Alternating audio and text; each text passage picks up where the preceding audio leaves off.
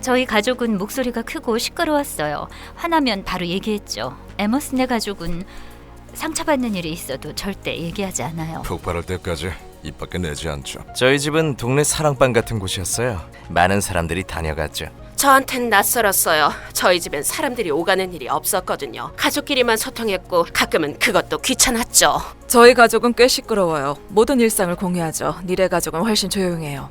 저희 가족은 좀 고상한 편인데 남편 쪽은 아니에요. 저희 가족은 독일 출신이에요. 뭐랄까 굉장히 엄격하죠. 네, 자라온 환경이 매우 엄격했어요. 어쩌다 이런 집안에 들어왔는지 모르겠어요. 무슨 일이 있어도 함께 모여서 시간을 보내고 둘러앉아 얘기하고 함께 웃었어요. 이 집엔 멋진 가족 문화가 있어요. 누가 집에 놀러 왔다가 떠날 때가 되면 온 가족이 문 밖으로 나와서 대문 앞에 서서 손을 계속 흔들어요. 그 사람이 골목에서 사라질 때까지요. 저는 와, 어떻게 그렇게 해? 저희는 보통 그래 잘가 하고 끝이에요. 손님은 가고 누가 문을 열어줬는지도 모르죠. 아내 집에 가면 가족들이 소리 지르면서 각자 감정을 얘기하는 거예요. 아주 정신이 없었죠. 이번 세션의 주제는 과거와 현재의 가족이 주는 영향력입니다. 우리는 모든 부부에게 각자 독특하고 다른 배경이 있다는 것을 압니다. 누군가에겐 가족에게 받는 지원이 건강한 결혼 생활을 하는데 도움이 될 수 있죠. 누군가에겐 오히려 복잡하고 치명적인 문제가 될 수도 있어요. 이 모든 관계는 항상 현재 진행형인 일이에요. 니키와 저는 지난 수년간 가족들로부터 큰 지지를 받았지만 저희 또한 묘한 긴장감과 어려움이 있었죠. 신혼 초기에 시어머니와 있었던 아주 작은 일이지만 현실적인 긴장감이 있었던 이야기를 해드릴게요. 아이들이 어렸을 때 어떻게 옷을 입히느냐의 문제였어요. 어머니는 모든 면에 강한 견해를 갖고 계신 분이셨고 항상 명확히 말씀하셨어요. 거기엔 아이들의 옷 문제도 포함되어 있었죠. 저는 편한 걸 좋아해서 애들한테 대부분 청바지에 티셔츠를 입혔어요. 하지만 어머니는 훨씬 전통적이셨죠. 한 번은 어머니가 직접 옷을 만드셔서 소녀에겐 빨간색 원피스를, 손자들에겐 반바지를 주셨는데 정말 제 스타일이 아니었어요. 하지만 어머니는 가족 행사가 있을 때마다 그 옷을 입길 기대하셨고 저에겐 참 힘든 일이었죠. 옷을 직접 만들어 주신 건 정말 감사했지만 저와 시어머니 사이뿐만 아니라 저와 니키 사이까지도 묘한 긴장감이 생겼어요. 어머니는 니키가 당신 편을 들어주길 원하셨죠. 이게 사소한 문제로 보일 수 있지만 저는 이 문제가 니키와 저의 관계에 영향을 주지 않도록 정말 많은 노력을 했어요. 제가 느끼기엔 어머니가 저희 사이에서 주도권을 잡으려고 하시는 것 같았거든요. 신혼 초기에 저희는 무엇을 선택할 때 부부가 한편에 서는 법과 저희만의 문제 해결 방법을 많이 배웠어요. 가정 환경은 결혼 생활에 큰 비중을 차지하죠. 모든 부부는 각자의 성장 과정에서 가져온 것이 결혼 생활에 큰 영향을 미친다는 것을 인식해야 합니다. 모든 면에서 매우 다른 경험과 기대를 가지고 있기 때문이에요. 저희 둘 가족의 가장 큰 차이는 불화를 다루는 방법이었어요. 제가 자라면서 보았던 저희 가족은 모두가 자기 생각을 분명하게 표현했어요. 보통 목소리가 컸고요. 본인 생각이 다른 사람과 달라도 전혀 신경 쓰지 않았죠. 누군가 화나 있으면 모두가 알았어요. 차분하고 이성적인 토론은 저희 가족에서는 찾아볼 수 없었죠. 반면에 저희 가족은 대부분 누군가의 기분을 상하게 할까 두려워서 말을 잘 하지 않았어요. 말없이 넘어가는 일이 많았죠. 그래서 누군가는 소가리를 하게 되고 문제가 제대로 드러난 일이 없었어요. 저희가 처음 결혼했을 때 저는 그동안 해왔던 것처럼 행동했어요. 생각이 들면 바로 말을 했죠. 니키가 상처받았을 때 그 감정을 말하지 않을 거라고는 생각도 못했어요. 저는 모든 일을 공유하고 의논하는 것이 익숙했어요. 누군가 화를 내는 것도 정상이었죠. 금방 지나갈 일이니까요. 반면에 저는 다른 차원의 직접적이고 솔직한 대화 방법에 적응해야 했어요. 처음엔 상당히 당황스러웠죠. 사실 양가 모두의 의견 충돌 해결 방식은 각각 장점과 단점이 있어요. 그래서 저희 부부는 적절한 타이밍에 문제를 공유하는 저희만의 방법을 찾아야 했고 그 방법은 침묵하는 고슴도치와 돌격하는 코뿔소가 되지 않는 것이어야 했죠. 부모님의 결혼 생활이 본보기가 되죠. 자라온 환경? 그건 인생관에 영향을 주죠. 행복한 결혼 생활을 본 경험이 없다면 그걸 추구하는 마음도 덜한 것 같아요.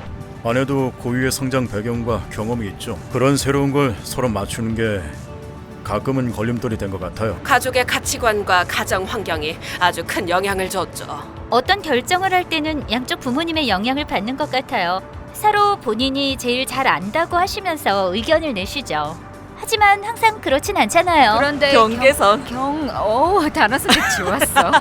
경계선이요. 저희가 결혼하면서 다짐한 건 부부 사이에 일어난 문제는 그 안에서 해결하는 거지요. 장모님은 여전히 못마땅해 하세요. 저희는 하나고 부부 사이에 어떤 것도 끼어들지 않기를 원해요.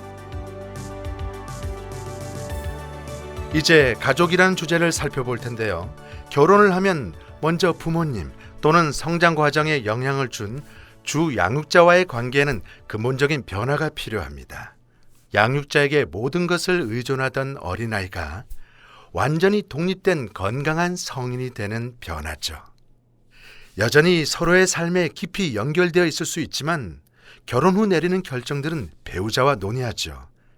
함께 살아온 가족을 떠나든 계속 같이 살든 결혼 생활은 새로운 가족 공동체를 만드는 걸 의미합니다. 창세기 2장의 말씀입니다.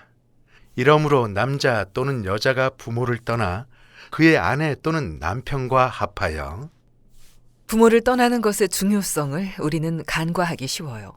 특히 결혼 전에 이미 부모님 집에서 나와 독립해서 혼자 살던 경우엔 더욱 그렇죠. 하지만 부모님에게서 떠난다는 것은 물리적인 독립보다 정신적, 감정적인 독립을 뜻해요. 우리가 태어난 가정과 가족은 우리 삶에 끝없이 넓어지는 탐험과 독립의 영역에서 흔들리지 않도록 잡아주는 무게중심이라고 생각하면 이해에 도움이 될 거예요. 그 중심에 있는 가정은 처음에는 반드시 돌아와야 하는 곳이지만 나중에는 위로, 안식, 조언이나 경제적 도움이 필요할 때 또는 빨래가 쌓였을 때 찾아오는 곳으로 남죠. 우리가 자라온 가정은 살아가면서 방향과 보호가 필요할 때 가장 먼저 생각나는 곳입니다. 결혼을 하면 변해야 합니다. 부부는 새로운 공동체, 새로운 의사결정 구조, 새로운 무게중심을 만드는 거죠. 새로운 무게중심을 만든다는 것은 부모님과의 관계를 끊거나 사랑과 존중을 하지 않는다는 뜻이 아닙니다. 하지만 최고의 신의를 다해야 할 대상은 부부 서로가 돼야 하죠. 우리는 이제 부부로서 부모님을 보살펴 드려야 하고 부모님도 우리를 한 쌍의 부부로 바라볼 수 있게 도와드려야 해요. 경계는 단순히 물리적인 공간을 의미하는 게 아니에요. 기본적으로 심리적이고 대인관계적인 구조에서 생기는 겁니다. 여러분이 전화박스 안에 있어도 여전히 좋은 경계를 가질 수 있죠. 경계에 문제가 많이 발생하는 경우는 통제와 조종입니다. 부모의 요구가 부부의 삶으로 들어와 그 관계를 부모가 원하는 방향의 관계로 바꾸려는 경우가 있죠. 꼭 기억해야 하는 것은 부부는 부부라는 거예요. 여전히 두 명의 개인이지만 하나의 공동체를 이룬 거죠. 만약 부부로서 하나 된 모습을 보여주고 싶다면 정말 하나가 되어야 합니다. 없는 것은 보여주기 어려운 법이죠. 부부가 뭉치세요. 이 과정에서 부부 중 누군가는 진정한 성장을 경험합니다. 만약에 여러분이 배우자에게 당신 부모님과 떨어져 있는 우리만의 시간이 필요해요 라고 말하려 할 때 상대방은 여전히 부모님을 그리워한다면요, 그런 경우는 배우자가 서로의 성장을 도와야 하는 상황이 된 거예요. 이런 대화를 하는 거죠. 당신 삶에서 내가 첫 번째가 되어야 하는데 가끔은 당신의 어머니가 먼저인 것 같아요. 혹은 아버지가 우선인 것 같아요. 어떻게 하면 우리가 서로의 우선순위가 될까요? 이런 이야기를 해야 할 때 내가 당신 옆에 있을게요. 우리가 같은 마음이 아니라면 그 결단은 내리기가 쉽지 않아요. 첫째가 태어났을 때 시부모님들은 제가 생각했던 것보다 훨씬 더 자주 저희 집에 오셨어요. 저는 그냥 어머니가 간호사였기 때문에 아이가 잘하는데 도움이 될 거라고만 생각했어요. 남편의 가족이 공유하고 있던 유대감이 저의 가족 공동체에 침입한 기분이었어요. 그리고 저는 그때 받아들일 준비가 되어 있지 않았어요. 저는 어머니께 조심스럽게 얘기했죠. 캐런이 스스로 할 수 있게 놔두는 게 어떨까요? 잘할 거예요. 주은의 가족이 저를 기대에 못 미친다고 생각하는 게 느껴졌어요. 예를 들어 제가 빨래를 널면 어머니는 나와서 그걸 거두고 다시 넣으셨죠. 그런 일들이요, 정말 사소하지만 속상한 일이거든요. 제가 어머니와 소통하려고 노력했어요. 셜리는 다른 문화에서 왔다는 것을 이해시켜드리려고 했죠. 시간이 지나서는 어머니도 많이 부드러워지셨고 저도 어머니를 좋아하게 됐어요. 일찍부터 저희는 가족과의 경계선을 정했어요. 어느 범위까지 관여할 수 있는지까지도요. 한 번은 남편이 시어머니 앞에서 제 편을 들어줬어요. 일반적이진 않죠. 많은 남자들이 본인 어머니가 통제하게 둘 거예요. 한 번은 제가 요리하는 걸 보시고는 네가 왜 요리를 하니? 아내가 해야지 하셔서 오늘은 제가 해요. 아내가 얼마나 많은 일을 하는데요. 이건 제가 해요 했죠. 더 이상 네. 말씀하시지 않으셨어요. 존중해 주셨어요. 맞아요. 가족들은 모두 조언하고 싶은 게 많을지 몰라요. 분명 니키와 저도 그동안 많은 영역에서 부모님들이 해주신 조언이 많은 도움이 됐죠. 하지만 저희가 경험으로 깨달은 황금률이 있습니다. 부부가 먼저 의논하고 동의하지 않는 중요한 문제는 부모님이나 다른 가족들과 결정하면 안 된다는 거죠. 예를 들어 저희는 둘이 먼저 의논하기 전에는 가족 여행을 계획하지 않기로 했어요. 결혼 초기에는 이 일로 많은 실수들이 있었죠. 함께 하고 싶지 않은 게 아니라 우리 가족만의 시간이 자녀와의 친밀함, 부부간의 돈독함을 위해 필요하기 때문입니다. 마찬가지로 경제적인 결정을 내릴 경우 배우자의 충분한 이해와 참여가 없을 때 부모님하고만 그 결정을 내리지 않는 것이 너무 중요했어요. 부부가 서로를 지지하고 적절한 경계선을 정하면 정서적 친밀감을 확실히 느낄 수 있고 다른 가족들이 그 사이에 끼어드는 것을 막을 수 있죠. 저희는 대학교 친구였어요. 아내가 가족 여행을 갔다가 친구들을 위해 선물을 사왔었죠. 그 모습에 끌렸어요. 따뜻한 사람이었죠. 학교에서 모노폴리 같은 경매 게임이 있었는데요. 남편은 뛰어난 두뇌로 배우에서 지휘하는 주모자 같은 사람이었어요. 와, 이 사람 똑똑하네 라고 생각했죠. 저희가 영국에서 말레이시아로 돌아왔을 때는 결혼한 지 6, 7년 정도 됐을 때였어요. 어릴 때 이곳을 떠나서 둘 다 성인이 되어 돌아온 거죠. 떠난 지 너무 오래되다 보니 저희는 둘만의 생활이 익숙했고 타인의 조언 없이 결정 내리는 게 편했죠. 하지만 언제부턴가 저희는 저희의 모든 결정을 가족들에게 알려야 했어요. 그리고 시부모님과 자녀 문제로 의견 충돌이 있었죠. 양육하는 방식의 문제로요. 저희는 부모님을 여전히 존중하고 그래서 기분 나쁘시지 않도록 노력했어요. 항상 그랬던 것처럼 똑같이 대해드렸죠. 하지만 저희가 들은 철학은 우리가 부모니까 자녀는 부모가 원하는 대로 따라야 한다는 거예요.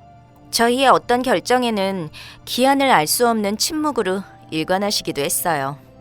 몇 날, 몇 주간 몇 주간. 거기서 저희가 배운 건 그 문제에 대해 계속 대화하고 상황을 함께 파악해야 한다는 거였어요. 그런 일들이 있고 나서 저희는 하나가 되었고 부모님께 저희 사이에 끼어들 수 있는 여지를 드리는 것도 원하지 않았어요. 네. 이제 여러분 저널의 첫 번째 대화 주제인 현재의 관계를 살펴보시기 바랍니다. 넓은 범위에서 나와 관련된 가족 구성원에 대해 얘기해 보세요. 여러분의 부모님, 배우자의 부모님, 성인이 된 자녀들, 이전 결혼 관계에서 낳은 자녀 또는 여러분의 형제 자매에 관해서요. 이런 관계가 결혼 생활의 어떤 부분에 힘이 되는지 말해주세요. 혹시 긴장감을 주는 관계가 있는지 확인합니다.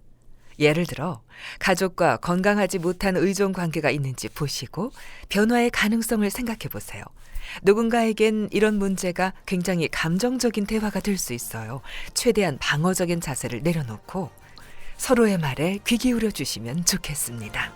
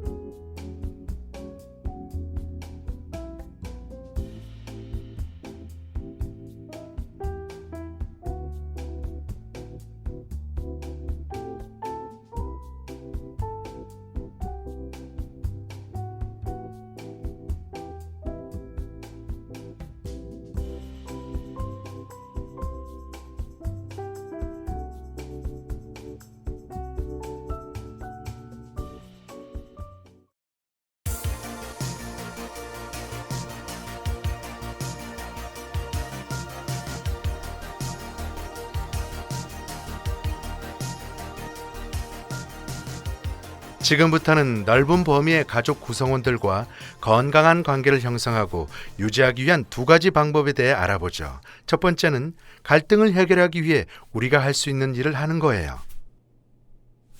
결혼 관계에서 해결되지 않은 상처와 분노는 부부 사이의 관계를 끊어버릴 수 있습니다. 지난 세션에서 막힌 하수구를 예시로 들었었죠. 넓은 범위의 가족 관계도 똑같습니다. 가족 관계는 우리가 성장하면서 혹은 결혼하면서 무너지거나 불편해졌을 수 있어요. 어떤 경우든 지난 시간에 살펴봤던 상처를 치유하는 과정을 그대로 적용할 수 있죠. 문제가 무엇인지 파악하는 것부터 시작해야 합니다. 이런 대화가 처음이겠지만 배우자와의 대화 속에서 긴장감 조성의 주된 요인이 분명해질 거예요. 누군가 상처를 받았다면 치유 과정에서 중요한 두 가지, 사과하기, 용서하기로 관계가 회복될 수 있습니다. 하지만 가족 관계에서는 특히나 어렵죠. 우리의 자존심이 종종 방해물이 됩니다. 그래도 우리의 일을 해야죠. 먼저 손을 내밀어 미안하다고 하거나 용서할 때 그 힘은 강력하게 작용해요. 시어머니와 저는 정말 좋은 관계였어요. 하지만 시간이 지나면서 가끔은 충돌도 있고 긴장감도 있었고 서로의 마음을 상하게 하는 말도 했죠. 시어머니도 저처럼 극단적인 코뿔소 유형이었고 둘 다 자기 주장이 매우 강했어요. 결국 많은 경우에는 제가 자존심을 버리고 사과를 드려야 했죠. 몇 년 전에 저희가 어머니 댁에 갔을 때였어요. 건강이 좋지 않았던 저희 아버지에 대해 한 말씀 하셨는데 그 말에 저는 크게 상처받고 화가 나서 눈물이 왈칵 쏟아졌어요.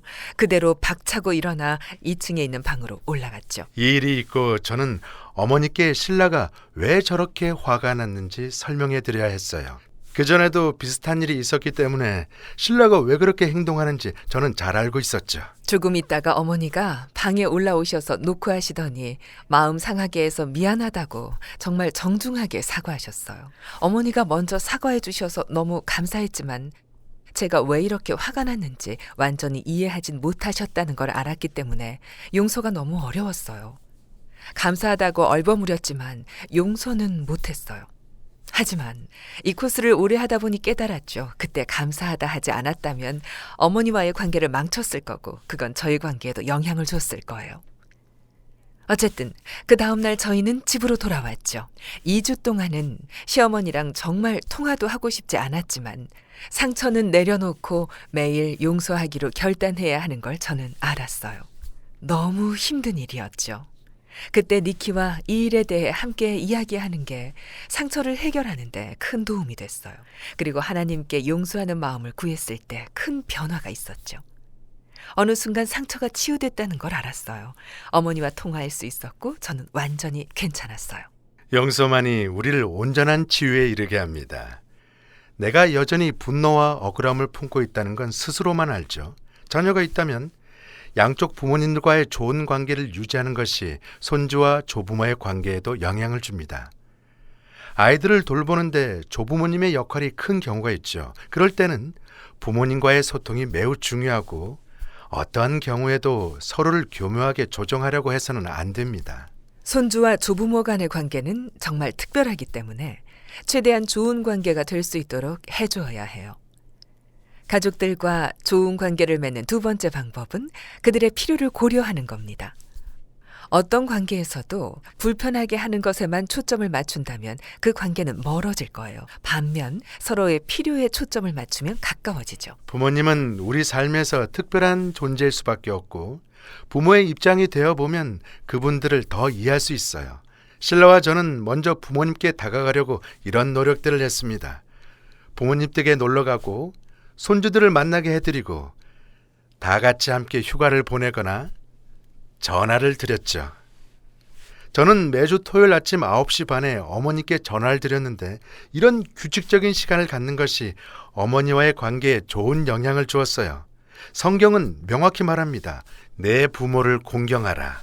이것은 부모님을 존경하고 무엇을 원하시는지 알아주며 사랑을 표현하는 것을 의미해요. 결혼 후에도 그 마음은 이어져야 하죠. 우리가 성인이 되면 부모님은 우리를 돌볼 책임이 사라지지만 부모님이 점점 나이가 드시면 이제는 우리에게 책임이 주어집니다. 우리의 도움이 더 필요해지고 우리가 부모님께 완전히 의존적이었던 것처럼 어느 순간 부모님이 우리에게 의존하게 되는 시간이 오는 거죠. 시어머니가 뇌수막염으로 아프셨어요. 꽤 힘든 시간이었죠. 어머니가 3시간 정도 떨어진 곳에 사셨는데 저는 일하는 중에 시간을 내서 어머니가 계시던 병원에 가서 같이 있어드리고 집과 병원을 왔다 갔다 했어요. 덕분에 어머니와의 관계가 더 돈독해졌죠. 결혼하기 전에는 저를 별로 좋아하지 않으셨던 것 같거든요. 하지만 그 시간이 어머니와 저를 가까워지게 해줬어요. 큰 변화였죠. 이제 함께 살펴볼 다음 대화 주제는 부모님과 좋은 관계 만들기입니다. 아직 살아계시다면 양가 부모님께 무엇이 필요한지 어떻게 도와드릴 수 있을지 의논해 보세요. 부모님이 안 계시다면 도움이 필요한 다른 가족에 대해 얘기해 보세요.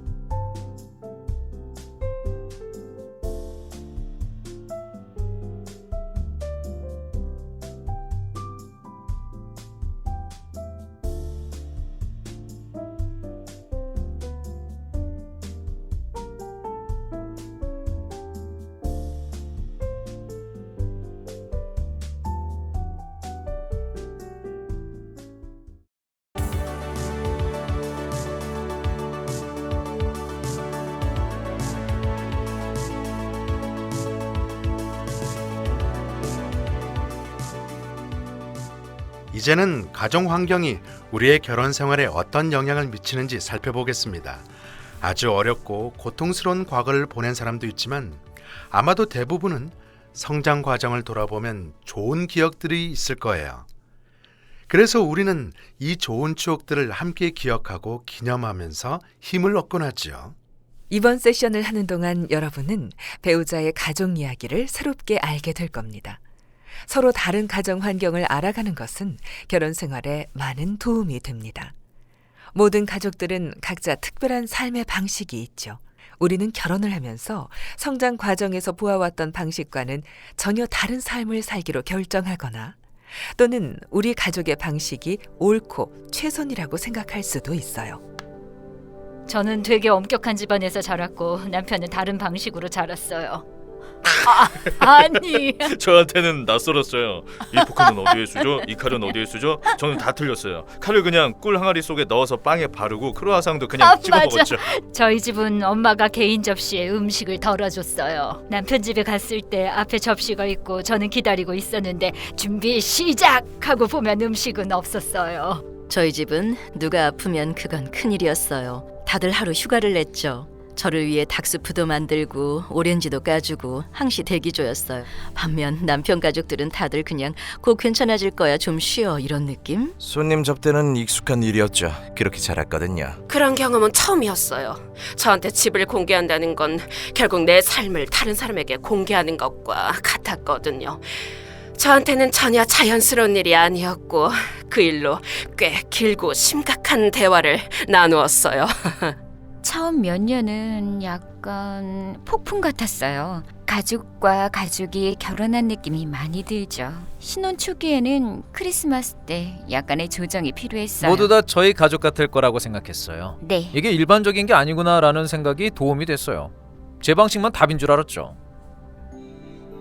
가정 환경에 대해 이야기를 나누다 보면 서로가 어떻게 자라왔는지 이야기가 더 쉽고 그 후엔 우리만의 특별한 가정 문화를 함께 만들게 됩니다. 그러기 위해서는 잠시 어떤 환경이 건강한 양육의 모습인지 살펴보죠. 기준에 맞춰 비교해 볼 수 있을 겁니다. 시작 전에 고통스러운 기억들이 떠오를 수도 있지만 과거를 되돌아보는 것을 두려워하지 않았으면 좋겠어요. 성장하며 경험한 부정적인 패턴을 인식하는 것도 중요해요. 그래야 결혼 생활이나 자녀 세대까지 이어지는 걸 막을 수 있죠. 가장 깊은 곳의 고통도 치유될 수 있어요.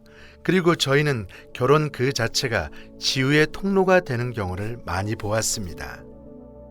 심리학자 존 볼비의 획기적이었던 1958년 연구와 메리 에인즈워스를 비롯한 여러 심리학자들의 1970년대 심화 연구로 아이들의 성장 과정에 필요한 가정의 두 가지 역할을 발견했습니다. 첫째는 세상을 탐험하기 위한 안정적인 기반이고 둘째는 언제든 돌아올 수 있는 피난처입니다.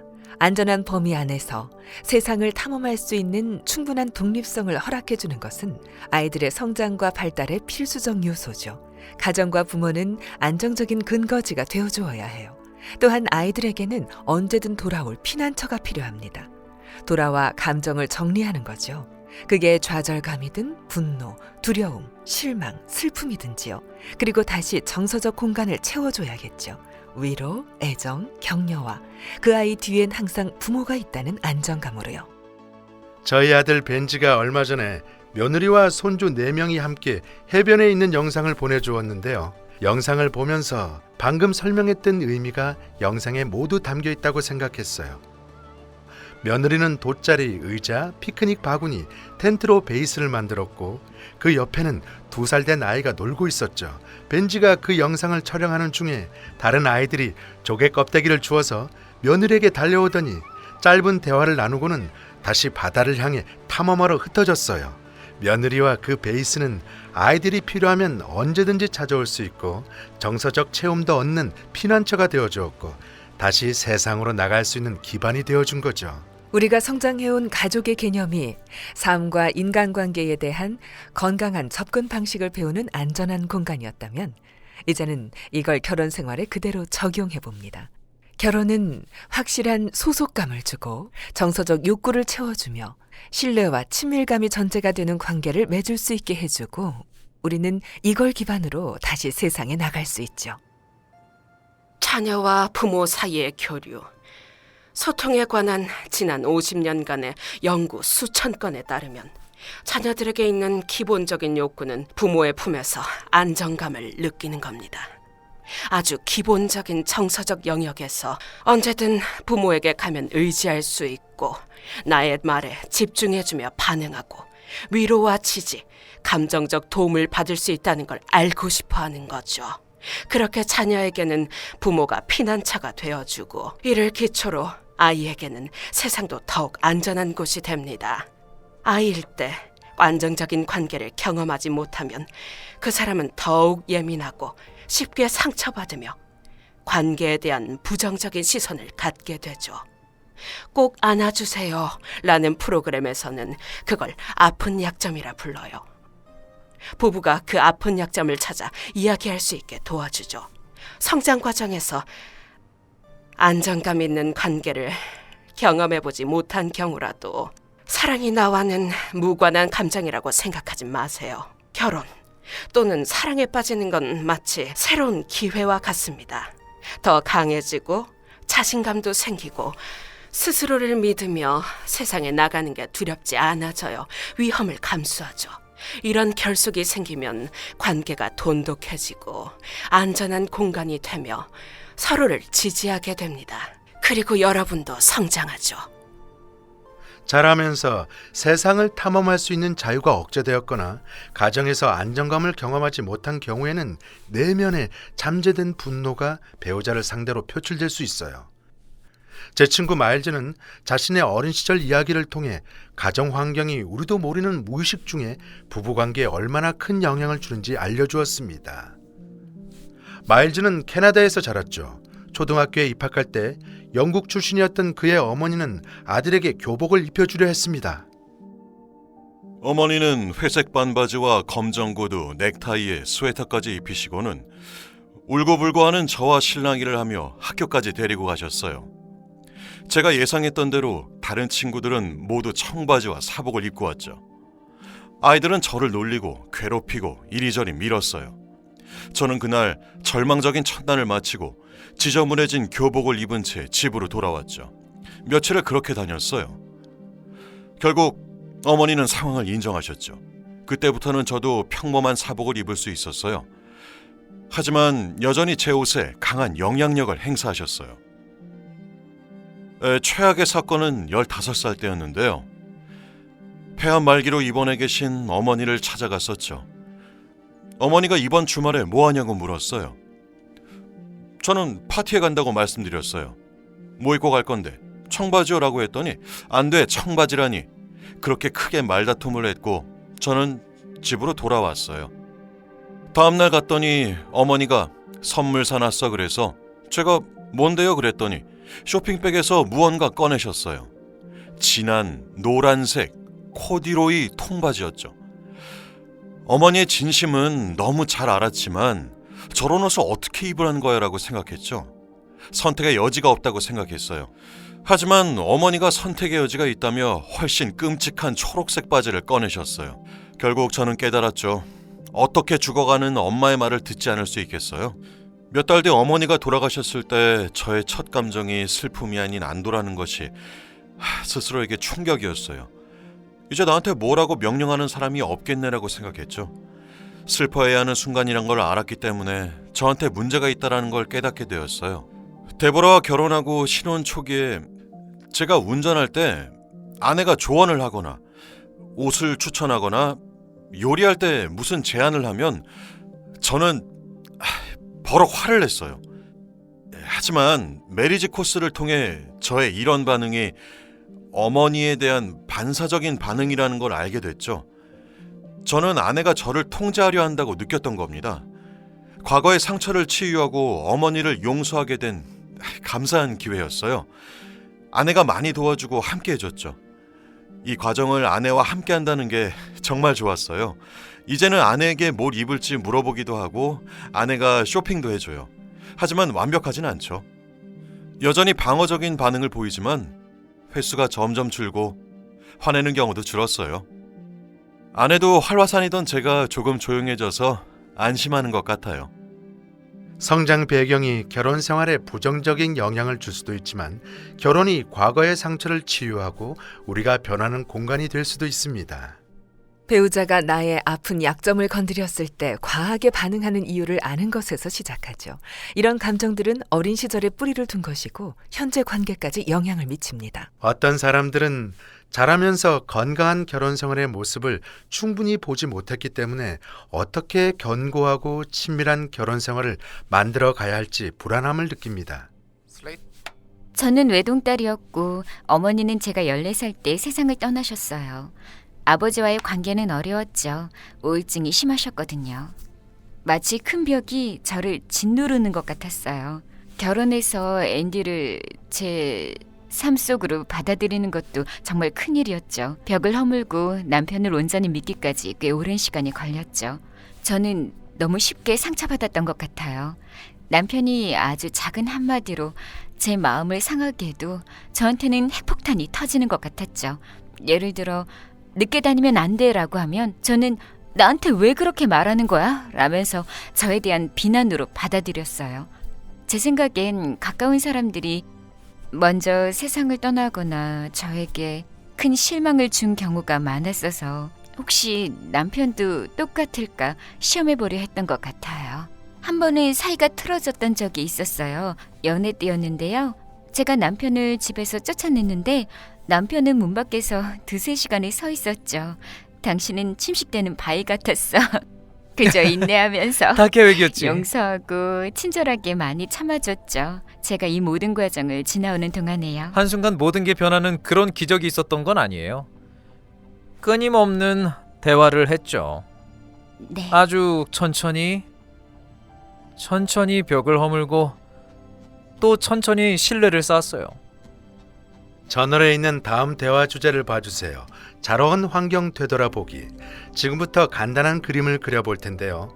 나를 중심으로 가족 구성원을 그려보시고 어떤 관계 속에서 성장했는지 확인해 보세요. 먼저 세상을 떠난 가족도 그려주시기 바랍니다. 그 사람과 관계가 있었다면 동그라미를 맞닿게 그려주시고 아주 가까운 사이였다면 겹쳐 그려주세요. 관계가 없었다면 떨어뜨려서 그리세요. 저널에 예시가 있습니다. 이분은 어머니, 여동생과 가까운 관계였기 때문에 동그라미를 겹쳤어요. 만약 부모님이 이혼하셔서 그들 사이에 관계가 없었을 경우에는 동그라미를 서로 떨어뜨려서 그리세요. 이분은 아버지와 관계가 있었지만 가깝진 않았고 오빠와는 관계가 없었어요.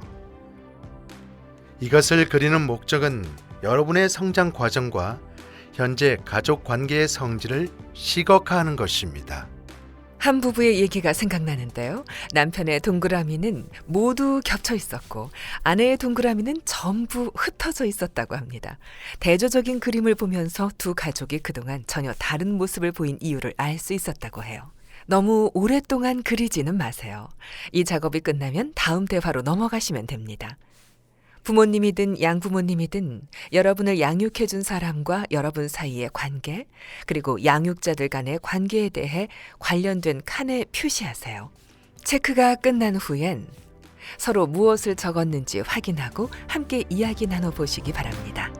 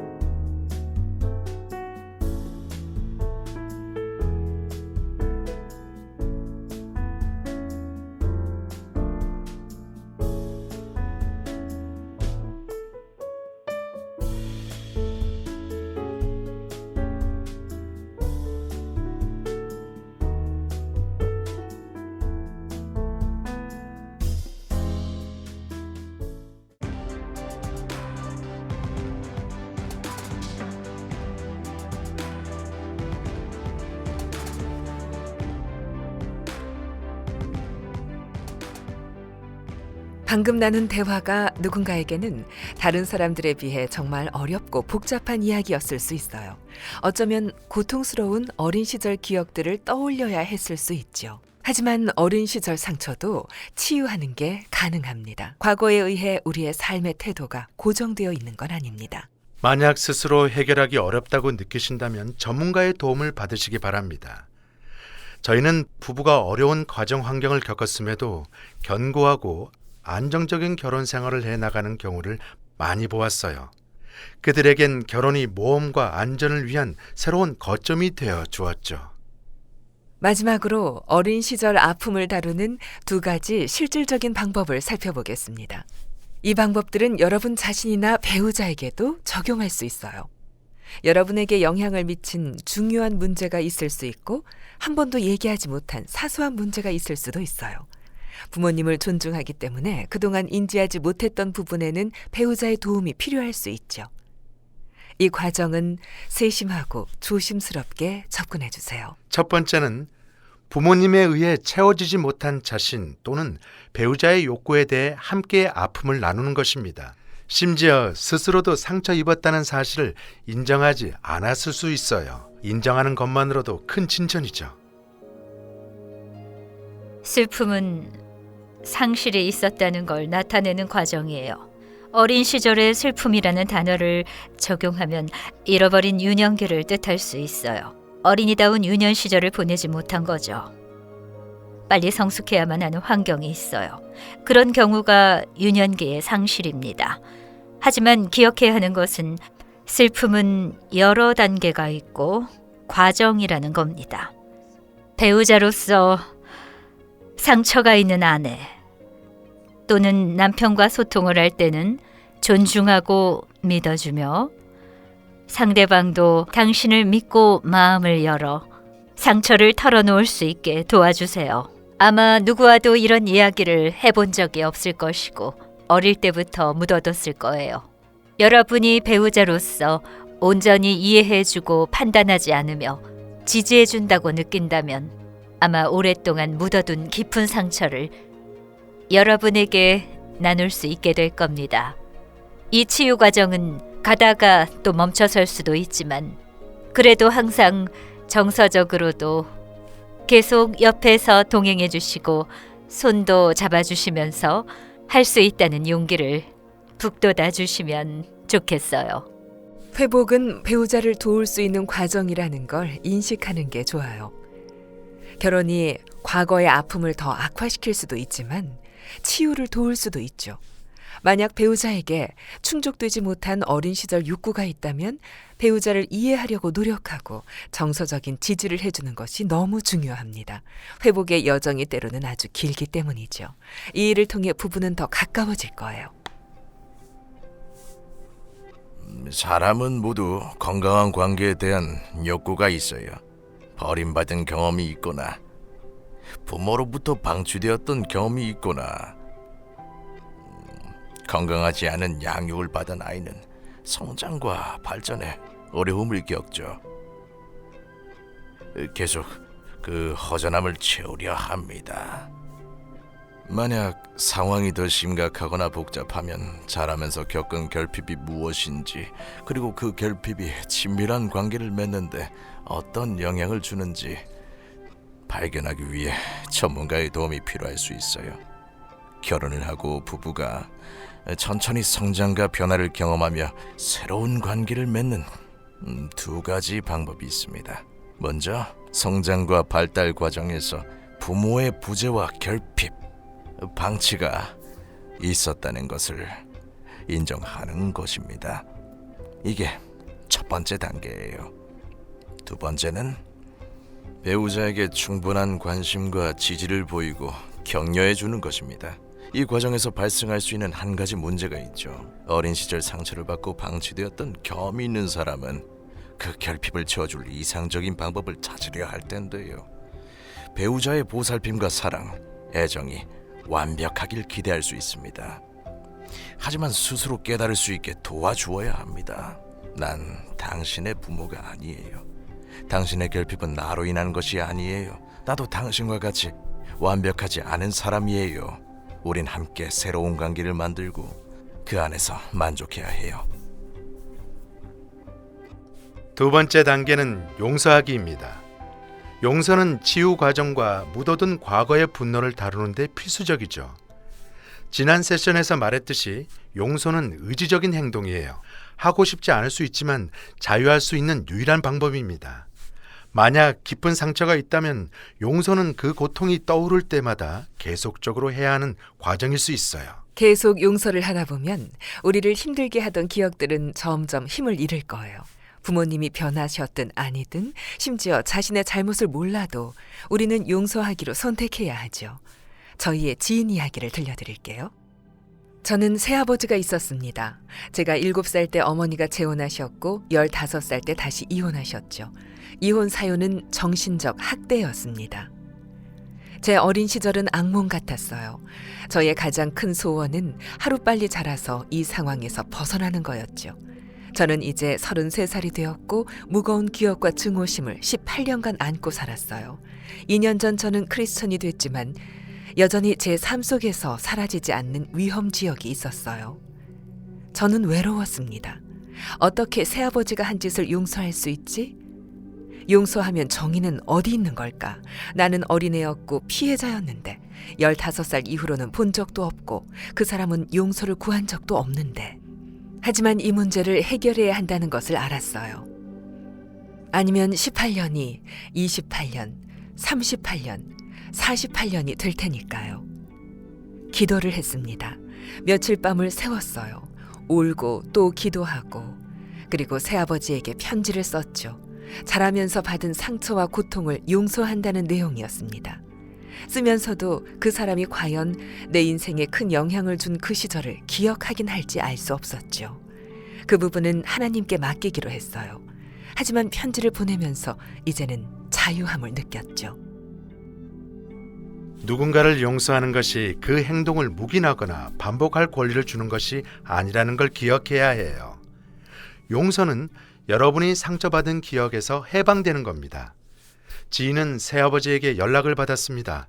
새아버지는 자신이 상처를 줬다는 사실과 용서받아야 하는 이유를 알지 못했죠. 새아버지에게 사과를 받지는 못했지만 그분은 그 고통에서 완전히 해방될 수 있었어요. 우리에게 상처를 준 사람에게 직접 용서를 해줄 상황이 주어지지 않을 수 있어요. 하지만 긴 시간 동안 우리 안에 쌓인 상처와 고통에서 해방되기 위해 여전히 용서를 선택할 수 있죠. 용서하지 않으면 우리는 더 상처받죠. 묻어둔 상처는 두 손 가득 모래를 올려둔 것과 같아요. 그 모래는 고통과 불이 해결되지 못한 분노로 무겁게 느껴질 수 있죠. 용서는 그 손을 여는 것과 같습니다. 모래가 다 떨어질 수 있게요. 그러면 여러분은 결혼 생활에서 서로를 위한 안전한 피난처가 되어줄 수 있죠. 여러분이 만약 어린 시절 상처를 갖고 계시고 그 상처에서 자유로워지고 싶다면 상처를 준 사람을 용서할 수 있는 기회를 드리고 싶어요. 내가 자유로워지는 첫 단계입니다. 좋은 방법은 그 사람이 여러분 앞에 서 있다고 상상해 보는 거예요. 눈을 감으셔도 좋습니다. 가만히 부릅니다. 엄마, 아빠, 누구든 여러분을 다치게 한 사람의 이름을 조용히 부르면서 시작하세요. 당신은 나에게 이런 행동을 함으로써 또는 하지 않음으로써 이런 감정을 느끼게 했어요. 하지만 나는 당신을 용서하기로 결정했습니다. 여러분 속에 있었던 감정과 놓지 못했던 어린 시절의 아픔을 모래처럼 놓아준다고 상상해 보세요. 더 이상 꽉 쥐고 있지 않는 겁니다. 여러분이 해방되기 위해 용서함으로써 모두 바닥으로 흩어지게 놓아주세요. 기도가 불편하지 않으시다면 마음속으로 따라하셔도 좋습니다. 주님, 저를 향한 무조건적인 사랑에 감사드립니다. 저를 기꺼이 용서해 주셔서 감사합니다. 저도 저에게 상처 준 사람을 용서할 수 있게 도와주세요. 성령님으로 당신의 사랑을 제 안에 부어주세요. 용서하지 못하는 마음과 상처에서 온전히 해방될 수 있게 도와주세요. 사랑을 구하는 모두에게 당신의 사랑을 주셔서 감사합니다. 아멘. 이 시간에는 여러분의 배우자가 겪은 어린 시절 상처가 있다면 서로 위로하는 시간을 가지세요. 만약 배우자가 털어놓는 것을 힘들어한다면 질문을 해도 좋아요. 당신에게 가장 아픈 기억은 무엇인가요? 그 이야기를 잘 들어주세요. 상황을 고치거나 문제를 해결하는 시간이 아니에요. 그저 함께하고 있다는 걸 보여주면서 외롭지 않도록 해주세요. 배우자에게 앞으로를 위해 무엇을 도와주면 좋을지 물어보며 이번 세션을 마치시기 바랍니다. 두 분이 함께 기도하실 수 있다면 기도로 마무리해 주세요. 기도가 어렵다면 다른 방법으로 위로해 주세요.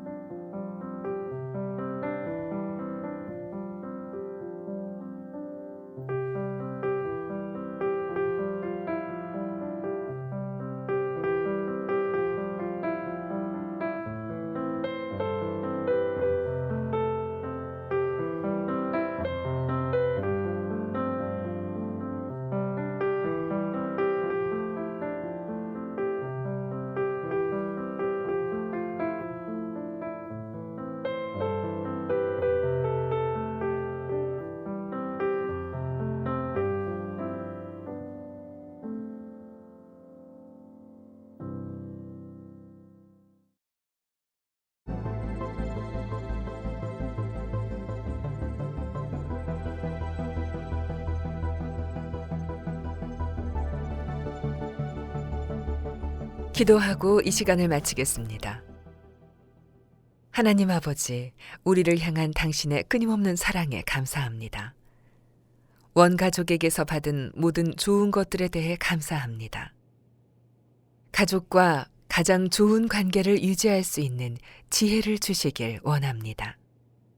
가정 환경이 우리의 부부관계에도 영향을 미쳤지만 이 부분의 사랑과 이해와 부부 사이의 관대함을 주시기 바랍니다. 깊은 상처가 있는 곳엔 새 소망을 허락해 주시길 원합니다. 예수님의 이름으로 기도드립니다. 아멘. 이번 세션에서는 그동안 다루지 못한 많은 문제를 꺼내야 했을 수 있어요.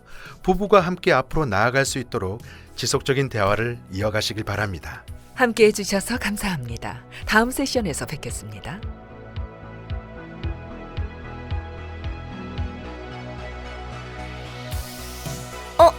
얼굴에 기름 닦았어. 정말 좋습니다. 네, 좋아요. 끝이 안 나네요. 그냥 마무리해주세요. 꽤 좋았죠. 제 생각엔- 아니 제가 한마디 해도 될까요? 12시간 동안 간식밖에 못 징징대지 마요. 먹었어요. 그리고 할 말 있어요? 항상요. 슬레이트. 아직이요. 이게 뉴욕이죠. 왜냐면 이건 저희 휴대폰이네요. 반대 신문하세요, 변호사님.